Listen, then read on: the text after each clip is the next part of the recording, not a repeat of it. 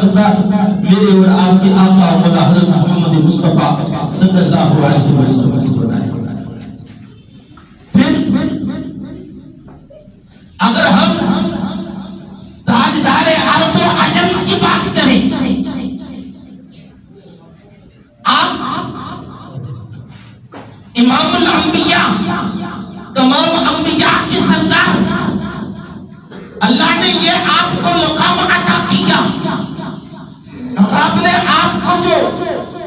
کتاب عطا کی وہ تمام کتابوں سے اعلیٰ. رب نے آپ کو جو شریعت عطا کی وہ تمام شریعتوں سے افضل اور اعلیٰ. جو رب نے آپ کو اصحاب عطا کیے وہ تمام انبیاء کے اصحاب سے افضل اور اعلیٰ. اور جو رب نے آپ کو امت عطا کی وہ تمام امتوں سے افضل اور اعلیٰ. اس لیے رب نے قرآن میں فرمایا کنتم خیر امت اخرجت للناس، کہ تم بہترین امت ہو جس کو نکالا گیا ہے، تمام امتوں سے چنا گیا ہے، اس لیے کہ تم سب سے بہترین امت ہو. اب رسول اللہ صلی اللہ علیہ وسلم کی تعلیمات کو دیکھا جائے، آپ کے اچھے اخلاق کو دیکھا جائے، آپ صلی اللہ علیہ وسلم کے اسوہ حسنہ کو دیکھا جائے، ہر جہت ہر اعتبار سے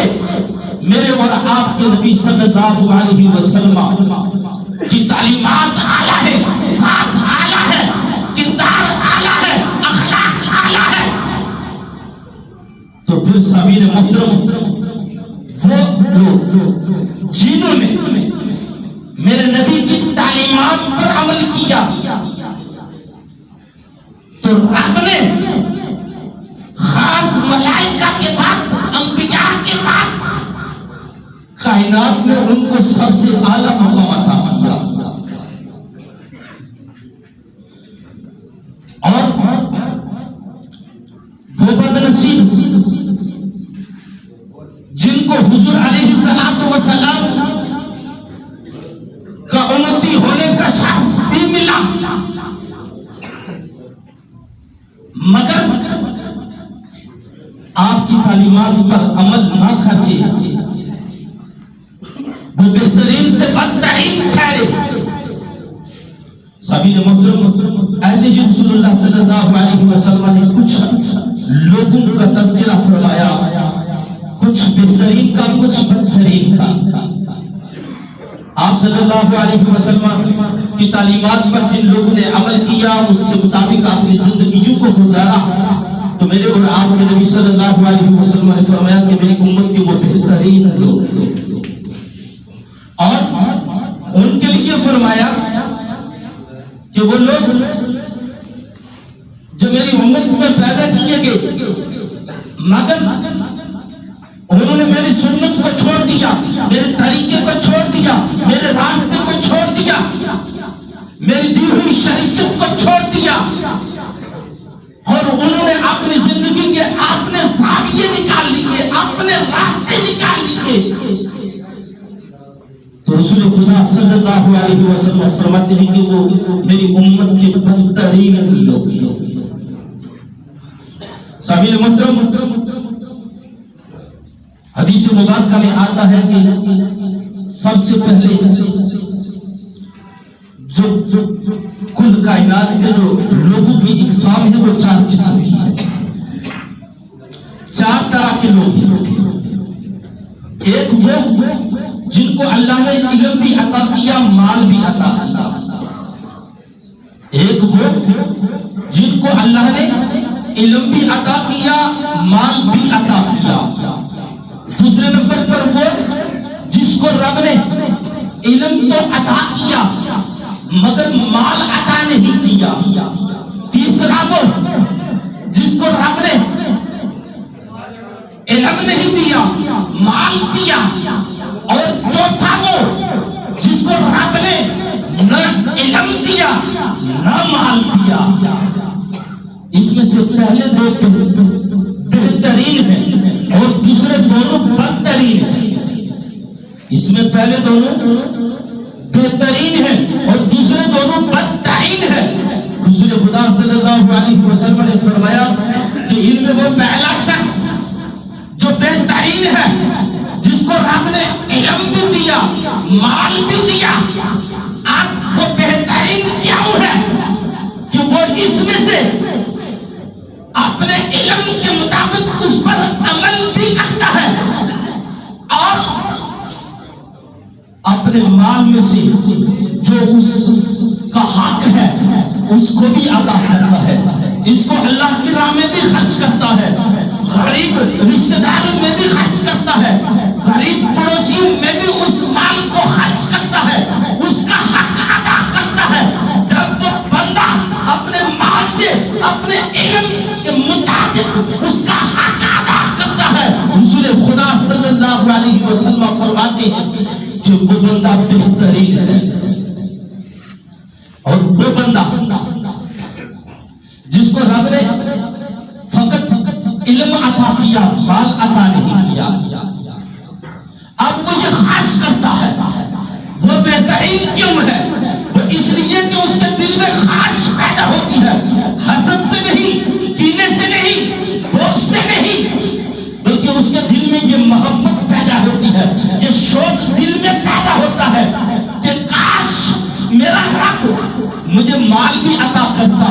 جس طرح اس نے نیکیوں میں سبقت حاصل کی، اللہ کی راہ میں اپنے مال کو قربان کر کے، اسی طرح میں بھی اپنا مال اللہ کی راہ میں خرچ کرتا۔ تو رسول خدا صلی اللہ علیہ وسلم فرماتے ہیں کہ یہ بندہ بھی بہترین ہے، اور وہ بندہ جس کو اللہ نے مال دیا، علم دیا، نہ وہ اپنے علم پر عمل کرتا ہے، نہ اپنے مال کو اللہ کی راہ میں صحیح راہ میں خرچ کرتا ہے۔ سامعین محترم، رسول اللہ صلی اللہ علیہ وسلم نے فرمایا کہ یہ بندہ بدترین ہے، برا بندہ ہے۔ اور چوتھا وہ بندہ کہ جس کو رب نے کچھ بھی نہیں عطا کیا، نہ علم عطا کیا، نہ مال عطا کیا، مگر اس کی خواہش یہ ہے کہ جس طرح یہ تیسرے نمبر والا بندہ جس نے اپنا سارا مال اپنی خواہشات پہ لگا دیا، ساری زندگی اپنے نفس کو خوش کرتا رہا، اسی طرح میں بھی کوٹھوں کاروں بنگلوں کے اندر اس کی جستجو ہوتی، اس کی تمنا ہوتی کہ میں یہ مال اس میں لگاتا۔ تو سامعین محترم، حضور فرماتے ہیں کہ یہ بندہ بھی بدترین ہے، کیونکہ اس کا خیال برا ہے، اس کی سوچ بری ہے۔ تو اسی طرح رسول خدا صلی اللہ علیہ وسلم نے کچھ اور بہترین بھی اور بدترین بھی لوگوں کا تذکرہ فرمایا، یعنی رسول اللہ صلی اللہ علیہ وسلم کی حدیث مبارکہ کہ آج ہم دیکھتے ہیں کہ جس کا مول، جس کی گفتگو اچھی ہوتی ہے، جس کی گفتگو میں مٹھاس ہوتی ہے، وہ بندہ عام طور پر لوگوں کا پسندیدہ بندہ تو بن جاتا ہے، لیکن وہ صرف لوگوں کا پسندیدہ نہیں ہوتا، وہ اللہ تعالیٰ کا بھی پسندیدہ ہو جاتا ہے۔ سامعین محترم، آج ہماری صورتحال یہ ہوتی ہے کہ ہم سے اگر لوگ بات کرنا چھوڑ دیں، ہم سے کنارہ کشی اختیار کرنا شروع کر دیں، تو ہم سوچتے ہیں، اپنے دل میں یہ خیال کرتے ہیں کہ یہ میرے روب کی وجہ سے مجھ سے بات کیا، یہ میرے روب کی وجہ سے، میرے دبدبے کی وجہ سے مجھ سے بات کیا۔ حالانکہ بات اس سے الٹ ہوتی ہے، وہ آپ کے دبدبے سے نہیں بھاگا، وہ آپ کے روب سے نہیں بھاگا، اگر وہ بھاگا ہے تو وہ آپ کے شر سے بچنے کے لیے بھاگا ہے۔ اگر وہ بھاگا ہے تو میرے اور آپ کے شر سے بچنے کے لیے بھاگا ہے. اس لیے نہیں بھاگا کہ ہمارا روب بڑا تھا, ہمارا دبدبا بڑا تھا, ہمیں رب نے کوئی اونچا مقام عطا کیا ہوا تھا. نہ, اگر اس نے اپنے آپ کو بچایا نا ہم سے, تو وہ ہماری شرارتوں سے بچایا تھا, ہمارے رویوں سے اس نے اپنے آپ کو بچایا. اور اس کی مثال یوں ہے کہ جس طرح ایک کاریگر ہے, اگر وہ اتنا بڑا کاریگر نہیں, ایک معمولی سا ہنر اس نے سیکھا ہوا ہے, نارمل سا کام کرتا ہے, گزارا لائق ہے, اگر اس کی گفتار اچھی ہے, قول اقرار اچھا ہے, کردار اچھا ہے, بول چال اچھی ہے, اس کی بول چال میں مٹھاس ہے, تو دوسری طرف وہ بندہ جس کی گفتار اچھی نہیں, جس کا قول اچھا نہیں, جس کا کردار اچھا نہیں, جس کی شرارتوں سے لوگ محفوظ نہیں, آپ تو بڑا ہنرمند ہے, بڑا تجربے کار ہے, مگر لوگ اس کے پاس جانا پسند نہیں کریں گے. اس کے پاس جانا پسند کریں گے جو معمولی کاریگر ہے, معمولی سے ہنرمند ہے, مگر اس کی زبان اچھی ہے, اس کا کردار ستھرا ہے. لوگ اس کو پسند کرتے ہیں کہ کم از کم اس کے پاس جائیں گے, ہماری عزت نفس تو مجروح نہیں ہوگی. مگر ایسے لوگوں کے پاس لوگ جانا پسند نہیں کرتے جن کا کردار معاشرے میں اچھا نہیں ہوتا. لوگ اس سے اپنے آپ کو بچاتے ہیں, اور ہم سمجھتے ہیں کہ نہیں جی, ہم نے, ہمارے اندر بڑی پاور ہے, ہم بڑے طاقتور ہیں, اور لوگ ہم سے ڈرتے ہیں, اس لیے ہمارے سامنے اونچی بات نہیں کرتے, چپ ہو کر چلے جاتے ہیں. تو سامعین محترم, رسول خدا صلی اللہ علیہ وسلم نے فرمایا کہ سب اس کی شرارتوں سے لوگ اپنے دامن کو بچا کر چلے جائیں. جس کی شرارتوں سے لوگ اپنے آپ کو محفوظ ہو کر وہاں سے نکلنے کی کوشش کریں. اپنے دامن کو جس طرح ہم کانٹوں سے نکلتے ہیں نا, جاڑیوں سے نکلتے ہیں, اپنے کپڑوں کو سمیٹتے ہیں کہ کہیں ہمارا کوئی کپڑا کانٹوں میں نہ پھنس جائے اور ہمارے کپڑوں کو خراب کر دے. ایسے ہی لوگ ایسے لوگوں سے اپنے دامن کو بچا کر نکل جاتے ہیں تاکہ ہم اس بندے کی شرارتوں سے محفوظ ہوں. سامعین محترم, اسی طرح آج ہمارے اندر جو برائی بھی عام ہو چکی ہے کہ جس طرح جہالیت کے دور میں, جہالیت کے دور کے اندر مشرکین اور یہود بغض, حسد, کینہ ان کے اندر بھرا ہوا ہوتا تھا, اور اپنے قبیلے کی وہ حمایت کرتے, اپنی برادری کی وہ حمایت کرتے, اپنے رشتہ دار کی وہ حمایت کرتے, اپنے دوست کی وہ حمایت کرتے, اگرچہ وہ ظالم ہو, اگرچہ وہ ظالم ہو, پھر بھی وہ اس کی حمایت کرتے. تو رسول اللہ صلی اللہ علیہ وسلم نے ارشاد فرمایا کہ وہ بندہ جس نے اپنے بھائی کی دنیا کی خاطر اپنی آخرت کو برباد کر دیا, وہ بندہ جس نے اپنے بھائی کی دنیا کی خاطر, وہ دنیا میں اس کا بھائی غلط تھا, اس کا کردار غلط تھا, وہ ظالم تھا, وہ جابر تھا, وہ فاسق تھا, وہ فاجر تھا, مگر دوسرا بندہ وہ بڑے اعلیٰ کردار کا مالک تھا, اس کے اپنا کردار اچھا تھا, اپنے اخلاق اچھے تھے, اس نے اپنے اس ظالم بھائی کی مدد کی, اس کا ساتھ دیا, اپنے برادری کا ساتھ دیا, اپنے قبیلے کا ساتھ دیا, اپنے رشتہ داروں کا ساتھ دیا. تو رسول خدا صلی اللہ علیہ وسلم نے فرمایا کہ یہ جو اس نے اپنے قبیلے کی, اپنے برادری کی, اپنے رشتہ داروں کی جو ظلمت حمایت کی, رسول خدا صلی اللہ علیہ وسلم فرماتے ہیں کہ اس نے اس حمایت کی وجہ سے اپنی آخرت کو برباد کر دیا۔ سامعین محترم، اسی طرح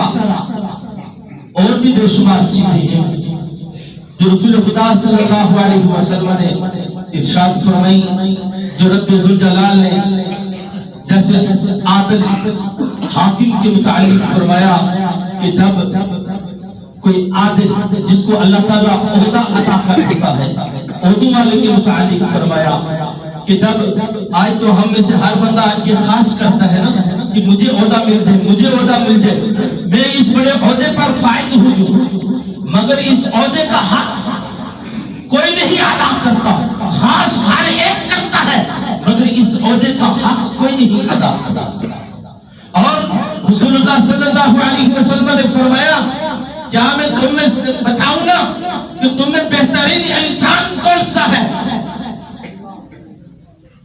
تو عرض کی یا رسول اللہ صلی اللہ علیہ وسلم ضرور آغاز کیجئے۔ تو فرمایا آقا کریم علیہ السلام نے کہ تم میں سے بہترین انسان وہ ہے جس کو رب نے عہدہ عطا کیا ہے، اور پھر اس نے رعایا میں نرمی برتی ہے، ان کے اندر عدل و انصاف کو قائم کیا ہے، ان کے ساتھ نرمی اختیار کی، ان کے ساتھ اچھی بات کی۔ تو رسول خدا صلی اللہ علیہ وسلم فرماتے ہیں کہ پھر اس کا مقام اور مرتبہ کیا ہے؟ انبیاء کے بعد، فرشتوں کے بعد جو سب سے اللہ کا مقرب بندہ ہے، اللہ کے قریب ہے، وہ عادل ہے، وہ عہدے والا ہے، جس نے انصاف کیا، جس نے نرمی اختیار کیا، اور وہ عادل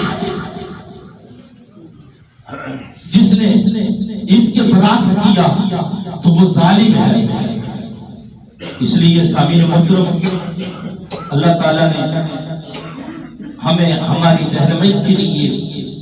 قرآن کو بھی نازل فرمایا، احادیث مبارکہ میں بھی رسول اللہ صلی اللہ علیہ وسلم کے فرامین کی صورت میں ہماری ان سے بھی رہنمائی کرتی ہے، مگر ہم چونکہ رہنمائی لینا نہیں چاہتے، ہم اچھی بات کو حاصل کرنا نہیں چاہتے، ہم یہ نہیں چاہتے کہ ہم اچھے بنے، ہمارا کردار اچھا ہو۔ آج ہم سب یہ تو کہتے ہوئے دکھائی دیتے ہیں، یہ تو ہر ایک کی زبان سے ہم پر الفاظ تو موجود ہیں کہ ہمارا رب ہم سے ناراض ہے، ہر بندہ یہی کہتا ہوا دکھائی دیتا ہے کہ ہمارا رب ہم سے ناراض ہے، اس لیے اس نے اپنے رحمتوں کو ہم پر روکا ہوا ہے، بارش نہیں ہو رہی۔ مگر کبھی ہم نے یہ سوچا کہ ہمارے جو گناہ ہے، کہیں جو جن گناہوں کی دھن میں ہم پھنسے ہوئے ہیں، جن گناہوں میں ہم ڈوبے ہوئے ہیں، جن گناہوں کی وجہ سے ہمارے جسم بھرے ہوئے ہیں، کبھی ہم نے سوچا کہ ہم بھی اللہ کی حضور توبہ کریں، کبھی ہم اس طرح پر توبہ کر لیں جہاں پر سب کی سنائی، جہاں پر سب کی سنی جاتی ہے، جہاں پر سب کی سنوائی ہوتی ہے۔ اس لیے اللہ کے حضور توبہ کرے، گڑ گڑائے، اس سے پہلے کہ آسمان سے پتھر برسنا شروع ہو جائے۔ اللہ کا دروازہ کھلا ہے، اور جو بندہ اللہ کے حضور توبہ کرتا ہے نا، تو رسول خدا صلی اللہ علیہ وسلم فرماتے ہیں کہ پھر میرا رب اس سے محبت اس انداز میں فرماتا ہے کہ اللہ تعالیٰ اس بندے سے محبت بھی فرماتا ہے، اور اس بندے کو گناہوں سے بھی پاک فرما دیتا ہے۔ وہ ایسا گناہوں سے پاک ہو جاتا ہے، جب بندہ توبہ کر کے اللہ کی بارگاہ میں حاضر ہوتا ہے